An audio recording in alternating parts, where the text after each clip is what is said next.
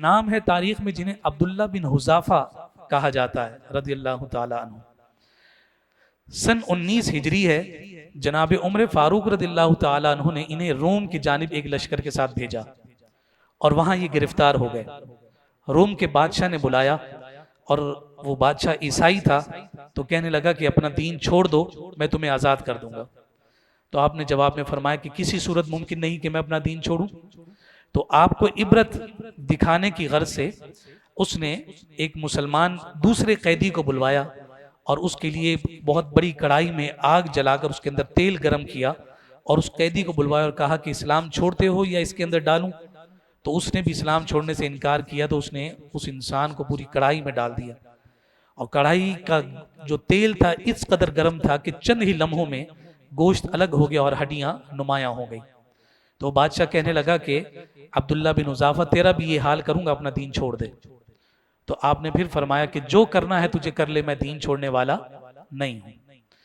تو اس نے جب آپ کو باندھ کر ڈالنے کا حکم دیا اور آپ کو جب رسیاں باندھی جا رہی تھیں تو آپ کی آنکھوں میں آنسو آ گئے.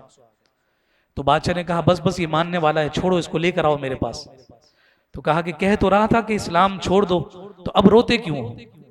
تو کہا کہ میں روتا اس بات سے نہیں ہوں کہ مجھے موت آ رہی ہے, میں رو اس بات پر رہا ہوں کہ میری ایک ہی جان ہے. کاش کہ میرے جسم پر جتنے بال ہیں اتنی جانیں ہوتی تو میں ساری کی ساری اس دین پر قربان کر دیتا. تو اس پر وہ بادشاہ شدید مایوس ہوا. تو اس نے اب کہا کہ چلو تمہارے آزادی کا میں تمہیں پروانہ دیتا ہوں, تم ایک کام کرو, کام یہ ہے کہ تم میرے ماتھے کا بوسہ دو تاکہ لوگوں کو پتہ چلے کہ تم میری تکریم کر رہے ہو.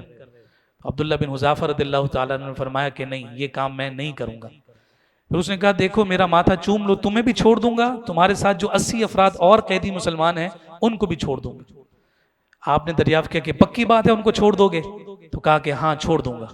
تو آپ نے اس عیسائی بادشاہ کا ماتھا چوما اور اپنے 80 ساتھیوں کے ساتھ جب واپس مدینہ آئے تو عمر فاروق رضی اللہ تعالیٰ عنہ انتظار کر رہے تھے, ان کو یہ خبر پہنچ چکی تھی.